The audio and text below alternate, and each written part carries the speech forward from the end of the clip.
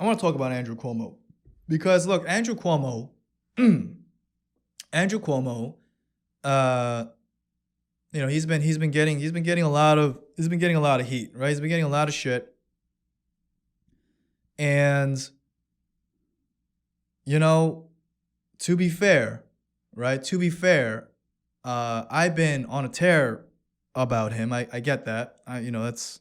But to be fair, the guy has been a good governor throughout the COVID pandemic.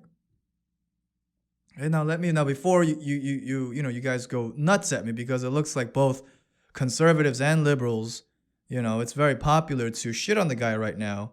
Like I'm gonna give you a quick defense of why I believe Andrew Cuomo is not as bad and a disgusting human being as the media and as social media is putting him out to be. Look, first of all, if you guys don't know, I am a Republican, right? I am a Republican. And there is a ton that I disagree with our beloved governor, all right? I disagree with his stance on abortion, on gun control, same-sex marriage, some just, broad things that I just completely disagree with him on, right? I disagree with him on the disgusting comments that he made about Republicans and conservatives back in 2014, right? He said something along the lines of, if you're a Republican or if you're a far right conservative or a right winger, then New York has no place for you, right? You don't belong in New York. Get out. He said, I'm paraphrasing it. He said something along those lines. And I remember reading that. And I'm like, this motherfucker has lost all respect of any conservatives that live in New York, right? Because he was saying that out of a response of some event that was going on.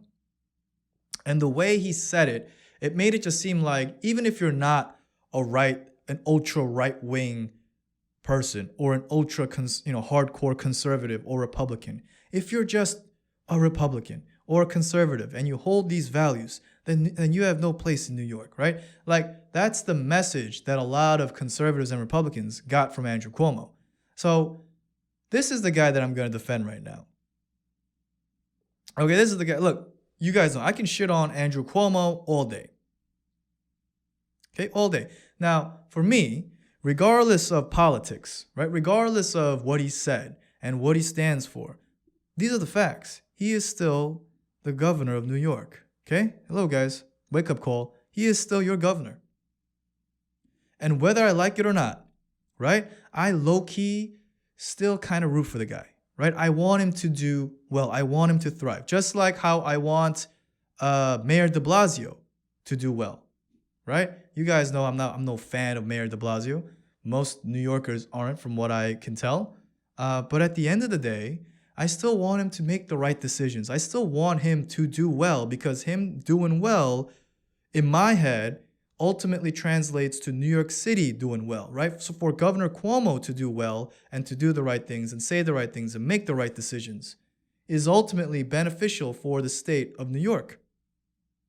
Just like I want our dead president, Sleepy Joe, to do well. Of course I'm rooting for Sleepy Joe. He's still, whether you like him or not, whether you think he's just a puppet to the Democratic Party, whether you think Kamala Harris is the true president, whatever you think of Sleepy Joe, of Joe Biden, he is still the motherfucking president of the United States. Make no mistake, right? And as an American, of course I support him. And as an American, of course I want him to do well. Of course I want him to succeed, right? Because he's the president of the country that I live in. All right? Now, let's talk about Cuomo, right?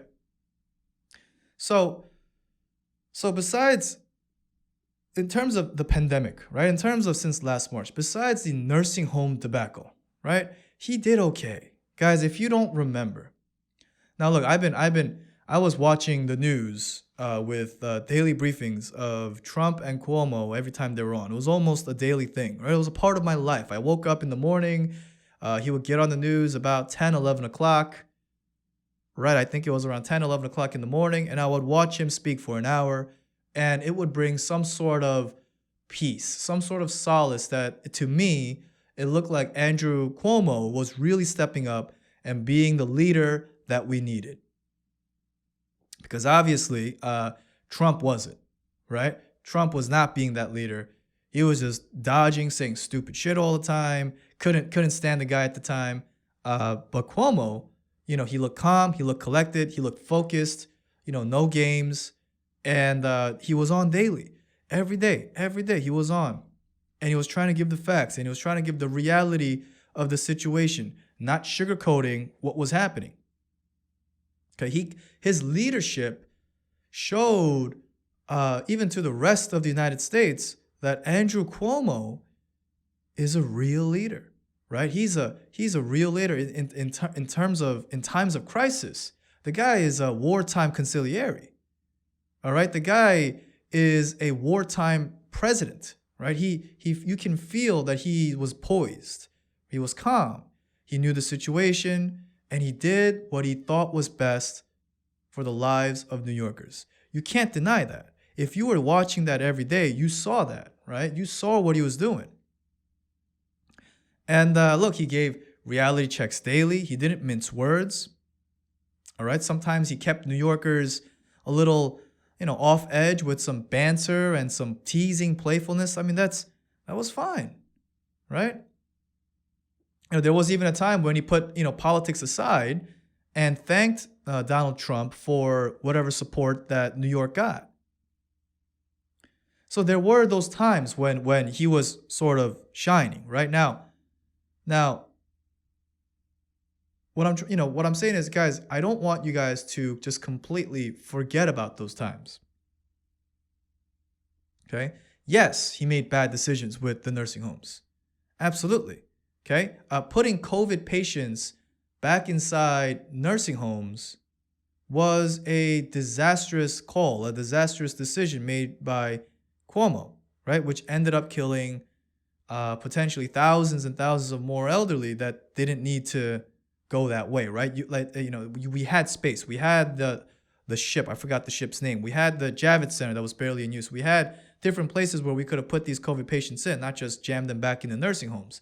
It was a bad call, all right? It ended up in a lot of death. Now, what was even worse, he was playing politics, right? He covered up the numbers. He didn't tell the truth on how many people actually died during that time, and he held those numbers because he didn't want to give ammunition to Donald Trump, his political rival, to shit on him. Right? He was playing politics. Just like how every other politician plays politics, he was playing politics, right? It wasn't the best thing to do, obviously, during the pandemic. But let's be real here, guys. It's not just him. A lot of Democrat governors were doing the same thing. All right. Now look, he looked like an absolute idiot, right? Going on CNN with his brother, Chris Cuomo, doing this, younger brother, older brother routine, this Cuomo brother routine. That was stupid. That was unnecessary. All right. And yeah, he absolutely took advantage of his rising stardom within the Democratic Party and wrote a book about how, his leadership and what he did and his administration, how they handled and done well with the whole COVID situation. And he made money off that, between the hundreds of thousands to millions. Yes, he did that. Yes, that seemed like a big mistake. And now his political career, right, is looking like it's coming to a bad end, right?